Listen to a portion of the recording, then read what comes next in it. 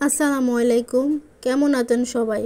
নবাবী সেমাই চেনে না বা খায়নি এমন মানুষ খুব কমই আছে। আর সেটা যদি কাস্টার্ড পাউডার ছাড়া ঘরে থাকা সামান্য কয়েকটি উপকরণ দিয়ে তৈরি করা যায় তাহলে আরও সহজ হয়ে যায়। তো দেরি কিসের, শুরু করা যাক। প্রথমে একটা প্যানে সামান্য ঘি দিয়ে ড্রাই ফ্রুটগুলো রোস্ট করে নেব।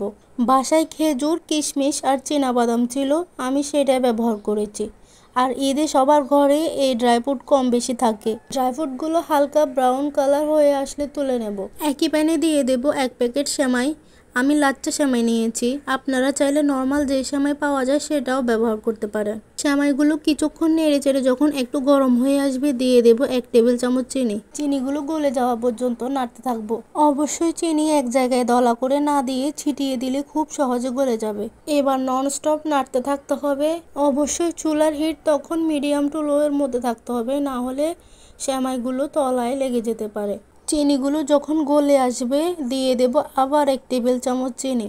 এরপর ভালো করে মেশানোর পর দিয়ে দেব 1 চিমটি লবণ। যে কোনো মিষ্টি জিনিসে 1 চিমটি লবণ দিলে মিষ্টিটা ব্যালেন্স করতে সাহায্য করে। যখন চিনিগুলো গলে যাবে আর সেমাইগুলো হালকা ব্রাউন কালার ধারণ করবে তখন চুলা থেকে নামিয়ে নেব। ঠান্ডা হয়ে যাওয়ার পর এটা কিন্তু একদম মুচমুচে হয়ে যাবে। এখন দিয়ে দেব 1/2 লিটার ফুল ক্রিম লিকুইড দুধ। প্রাণ কোম্পানির প্রিজার্ভ করা এই দুধটা সাধারণত অনেক ঘন হয়, তাই আমি আর ঘন করছি না। এর মধ্যে দিয়ে দিব 1 টেবিল চামচ চিনি, 1 চিমটি লবণ। চিনিটা যখন দুধের সাথে মিশে যাবে দিয়ে দেব 1/4 কাপের মতো কনডেন্স মিল্ক। আমি অতিরিক্ত মিষ্টি খেতে পছন্দ করি না, তাই চিনিটা ধাপে ধাপে দিচ্ছি। আপনি কতটুকু মিষ্টি পছন্দ করেন তার উপর ডিপেন্ড করে চিনি দিবেন। যেহেতু কনডেন্স মিল্কে মিষ্টি থাকে সেহেতু আমি আগে চিনি কম দিয়েছি। এখন আবার 1 টেবিল চামচ চিনি দিয়ে দেব। এরপর দুধের মিশ্রণটা যখন হালকা ঘন হয়ে আসবে দিয়ে দেব আগে থেকে ঠান্ডা দুধে মিশিয়ে রাখা কর্নফ্লাওয়ারের মিশ্রণ। এখানে আমি সামান্য দুধে 3 টেবিল চামচ কর্নফ্লাওয়ার দিয়ে মিশ্রণটা তৈরি করে রেখেছিলাম। কর্নফ্লাওয়ারের মিশ্রণটা দেওয়ার পর অনবরত নাড়তে হবে, কারণ এই অবস্থায় মিশ্রণটা অনেক ঘন হয়ে যায়, খুব সহজে তলায় লেগে যেতে পারে। যখন মিশ্রণটা এমন ঘন হয়ে আসবে তখন চুলা থেকে নামিয়ে নেব, কারণ এটি ঠান্ডা হওয়ার পর আরও ঘন হয়ে যাবে।